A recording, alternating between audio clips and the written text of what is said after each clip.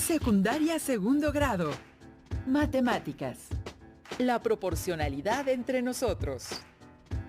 Reconocer las características y las representaciones tabular y gráfica de la proporcionalidad directa e inversa y la diferencia entre reparto proporcional y equitativo.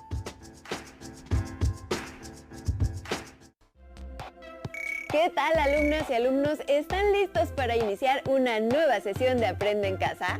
Será una sesión muy interesante en la que nos enfocaremos en un tema clave de la asignatura de matemáticas correspondiente al segundo grado de secundaria, la proporcionalidad. Con el apoyo de la familia podemos seguir aprendiendo desde nuestros hogares, así que manos a la obra. En este programa hablaremos de los diferentes tipos de proporcionalidad, que como concepto matemático casi todos son utilizados en la vida real. ¿Les sorprende? En el siguiente video se presentarán la proporcionalidad directa y la proporcionalidad inversa. Observarán que en cada una están involucradas dos cantidades que les ayudarán a elaborar una gráfica y una tabla. Los invito a verlo.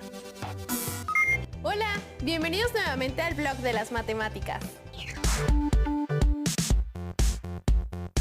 Hoy veremos algunos ejemplos de relaciones funcionales lineales.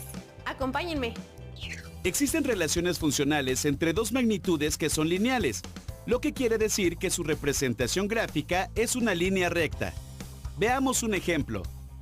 A este resorte de 5 centímetros de largo se le colocaron pesas de diferentes kilogramos. La gráfica muestra el aumento en la longitud del resorte en función del peso que se coloca en su extremo. Observen que si se coloca una pesa de 2 kilogramos, la longitud del resorte aumenta a 8 centímetros. Con una de 4.5 kilogramos, aumenta a 18 centímetros.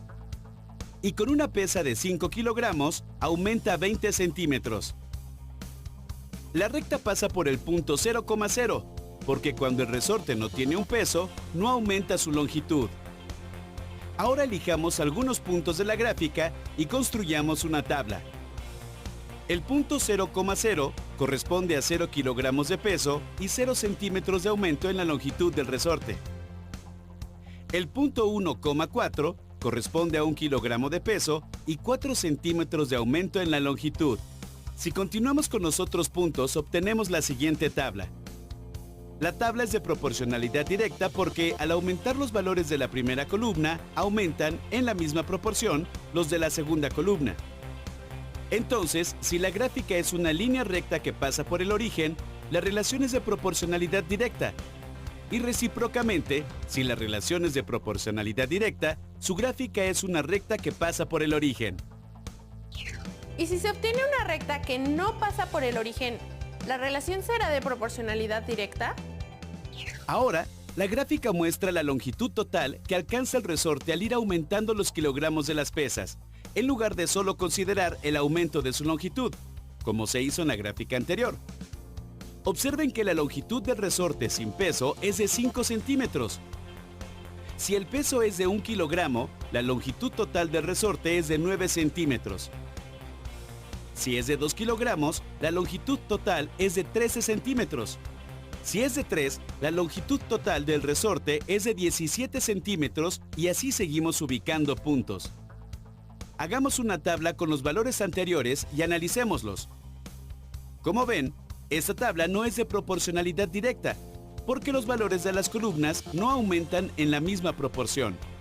Entonces, podemos decir que la gráfica de una variación lineal que no pasa por el origen no representa una variación de proporcionalidad directa.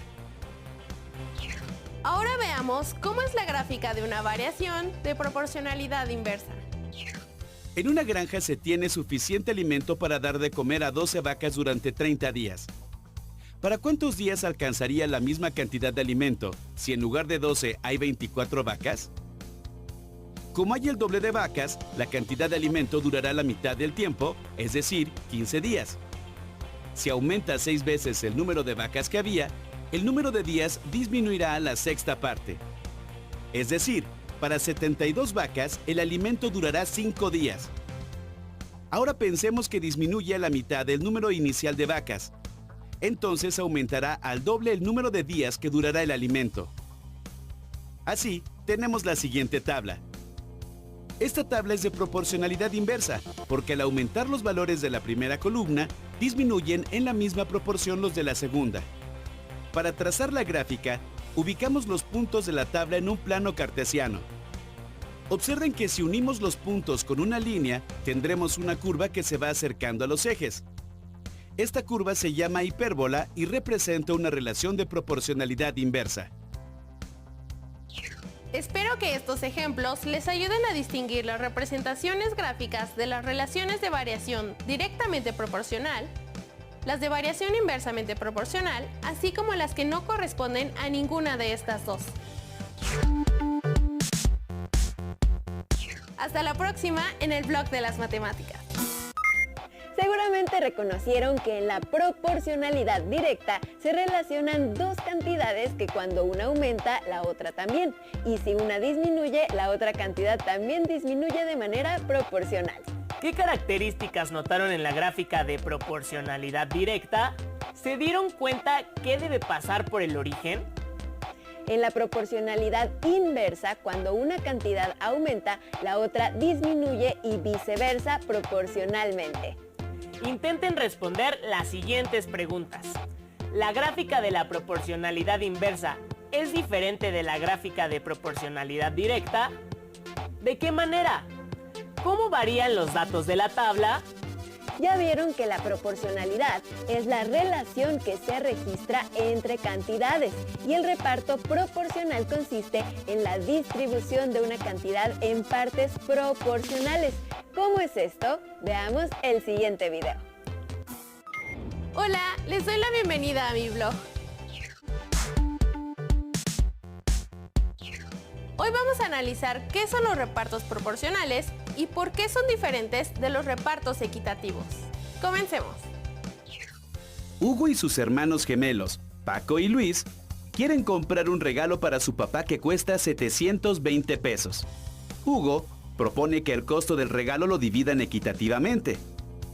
Y Paco propone que la cantidad de dinero que aporte cada uno sea proporcional a la edad que tienen. Hugo tiene 14 años y los gemelos 11. Veamos cuánto debe pagar cada uno si el costo del regalo lo reparten como propone Hugo y cuánto si lo reparten como dice Paco. La propuesta de Hugo significa que el costo del regalo se divide entre 3, de manera que cada uno de los hermanos pague lo mismo. Al hacer la división 720 entre 3, cada hermano tendría que pagar 240 pesos. Veamos cuánto debe pagar cada uno según la propuesta de Paco. En este esquema, cada uno de los recuadros representa un año de vida de los 3 hermanos. ¿Cuánto suman las edades? 36 años. Observen que, si el regalo costara 36 pesos, Hugo pagaría 14 pesos y los gemelos 11 cada uno.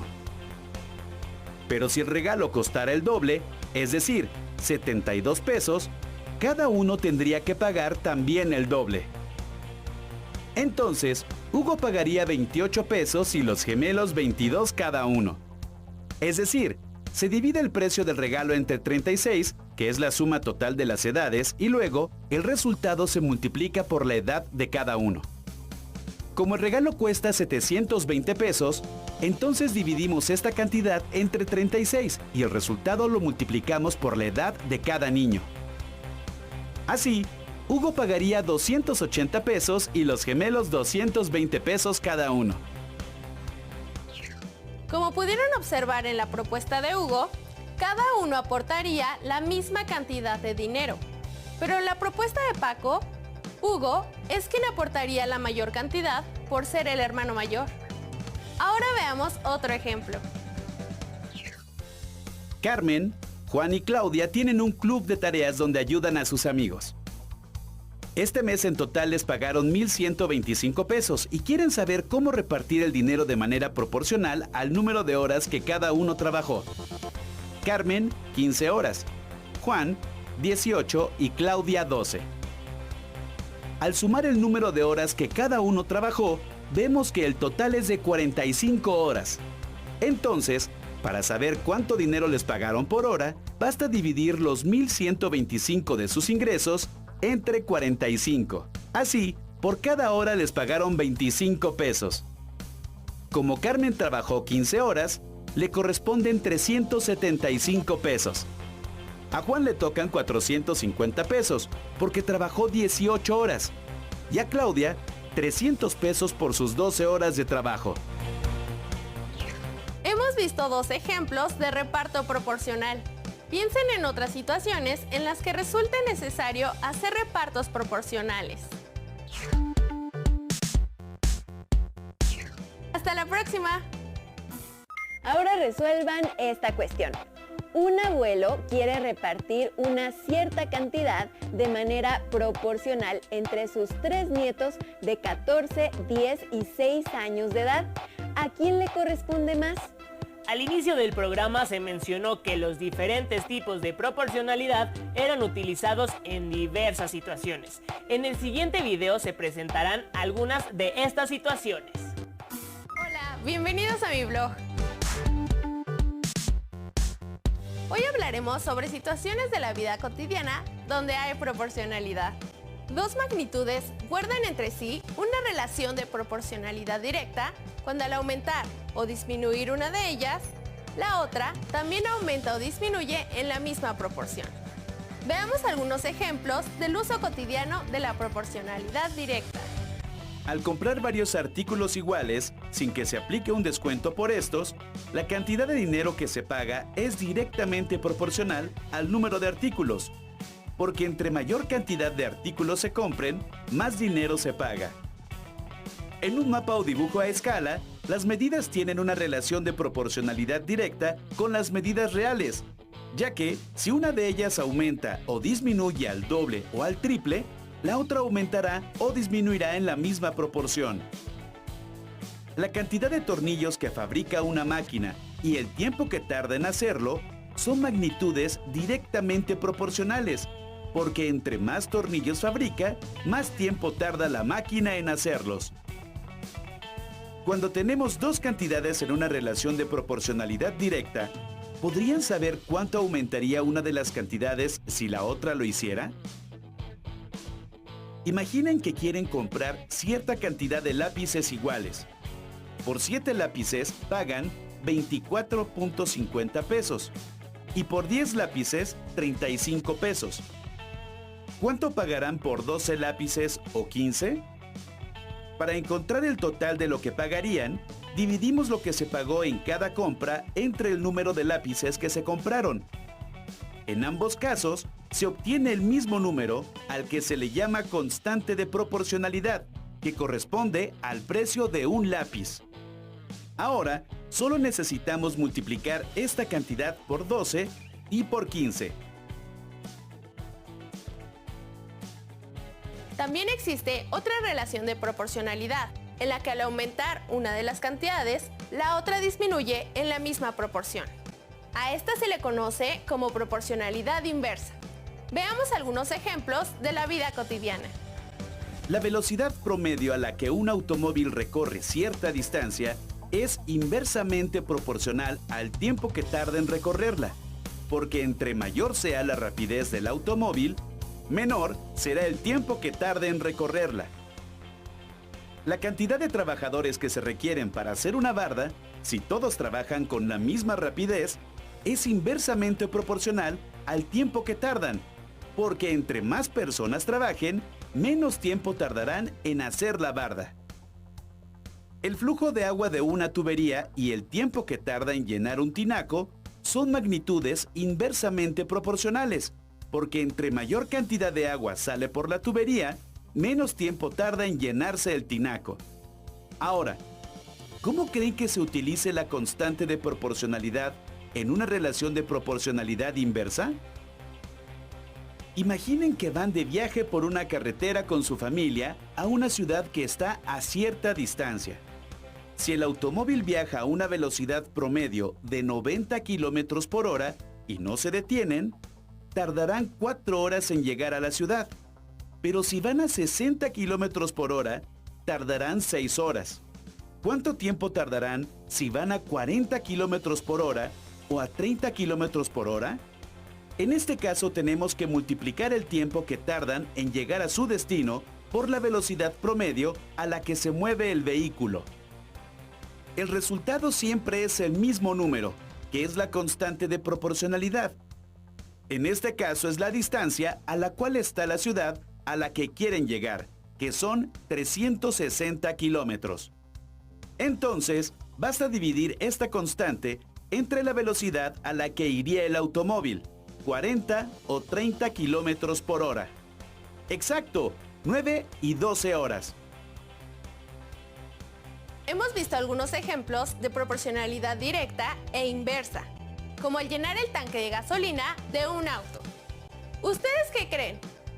¿La relación entre la cantidad de gasolina y el pago que se va a realizar será de proporcionalidad directa o inversa?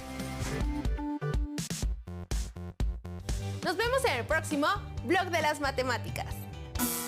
Estos son solo unos ejemplos del uso de la proporcionalidad en distintos contextos. ¿Pueden pensar en otras situaciones? Planteen el tema a alguien de su familia y juntos comenten cómo utilizan las relaciones proporcionales en sus quehaceres. ¡Hasta la próxima!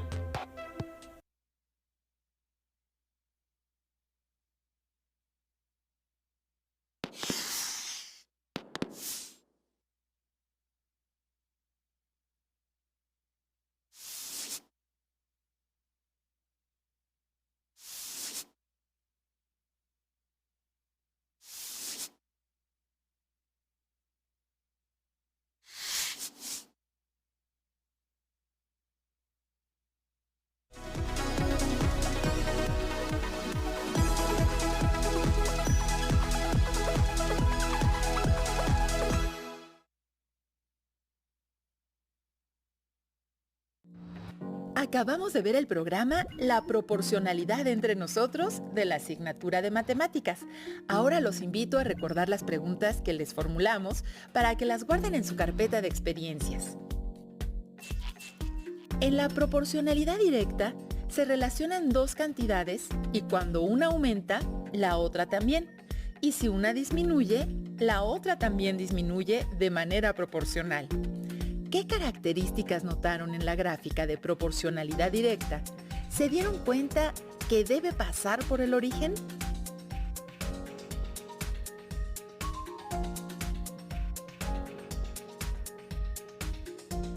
La gráfica de proporcionalidad inversa es diferente a la gráfica de proporcionalidad directa. ¿De qué manera?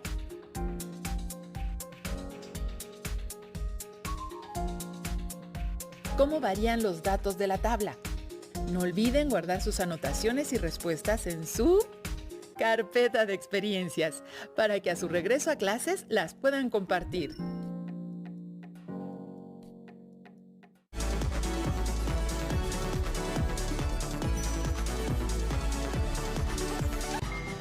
Acompáñanos a ver los programas de Aprende en Casa para secundaria que hemos preparado para ti.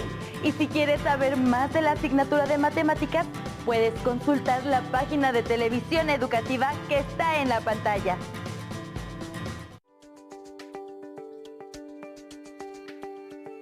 Hola a todos.